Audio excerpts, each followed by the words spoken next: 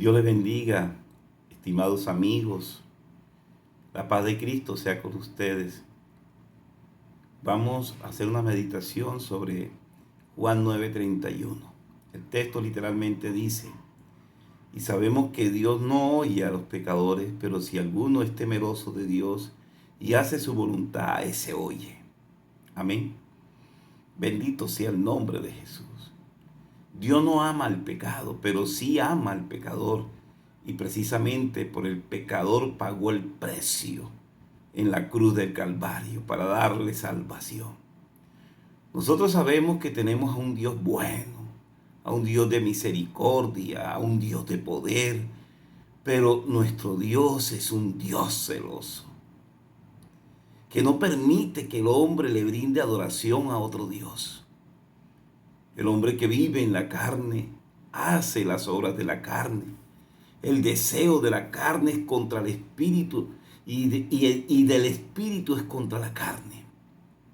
Estos se oponen entre sí, como dice Gálatas 5:17, de manera pues que las obras de la carne son las que dice la Biblia: el adulterio, la fornicación, la inmundicia, lascivia, idolatría, hechicería, enemistades, pleitos, celos, iras, contiendas, herejías, envidia, homicidio, hurto, borracheras, orgías. Eso nos obliga a preguntarte: ¿cómo vives tú? ¿En la carne para el pecado o en el espíritu para Dios? ¿Cómo vives tú? Si yo te preguntara hoy, ¿tú crees en Dios? Y de una tú me respondes: sí, claro.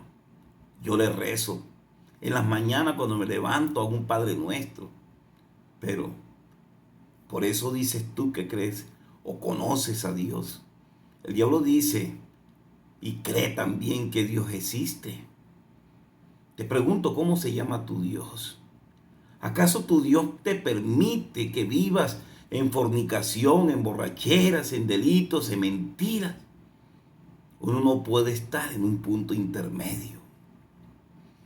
El Señor Jesús dice que el hombre no puede ser tibio porque lo vomita de su boca. No se le puede servir a dos señores. El que le sirve, el que no le sirve a Dios, le sirve entonces al diablo. Te pregunto, ¿a quién le sirves tú? Llegan momentos a nuestras vidas de dificultades que tocan a la puerta de nuestro corazón, a la puerta de nuestras casas. Entonces nos acordamos de ese Dios y hacemos unos rezos y de pronto unas oraciones, pero es probable que no suba más allá del techo de tu casa, porque la palabra de Dios es cierta. Dios no escucha al pecador, aunque ama al pecador, pero no ama al pecado. Pero si se vuelve el pecador de su camino, se arrepiente de su pecado, como dice en 2 Crónicas 7:14, y buscare mi rostro y se convirtieron de sus malos caminos, entonces yo los oiré desde los cielos y perdonaré su pecado y sanaré su tierra, dice la palabra del Señor. Debemos llegar a los pies de Cristo, al altar del Señor, humillado, porque un corazón contrito y humillado el Señor no desprecia. Bendito sea el nombre de Jesús. Si el pueblo se humillare ante Dios, Él escuchará su voz. Y cuando esto sucede, suceden cosas maravillosas, suceden milagros. Recuerdo el evento de Ezequías, enfermo de muerte, clamando a ese Dios. Y Dios le dijo: yo he oído tu oración y he visto tus lágrimas. He aquí, yo te sano. Y Dios le añadió 15 años más de vida a Ezequías.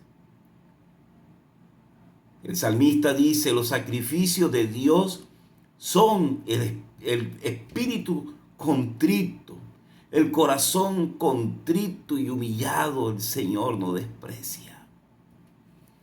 Jesucristo está ahí con una mano extendida para que la tomes tú de ella. Cuando entres en oración, si lo haces y ojalá lo haga, en oración con ese Dios poderoso que se llama Jesucristo, humíllate a su presencia. Clama perdón por tus pecados con un corazón desgarrado, con un corazón tendido a sus pies, con un corazón sincero, abandonando el camino del pecado. Entonces dice el Señor: yo iré desde los cielos y perdonaré tu pecado y sanaré tu tierra. Dios no escucha al pecador, pero si se arrepiente de su pecado, Él lo escucha. Bendito sea el nombre de Jesús. Hay que ser santo, porque Dios es santo. Y porque sin santidad nadie verá a Dios. Dios te está llamando hoy y te está llamando para que te arrepientas, para que asistas a sus pies pidiendo perdón, reconociéndole a Él como Señor y Dios, aceptándole como tu Salvador y bautizándote en el nombre de Jesús, porque solo en el nombre de Jesús hay perdón de pecado. Dios le bendiga.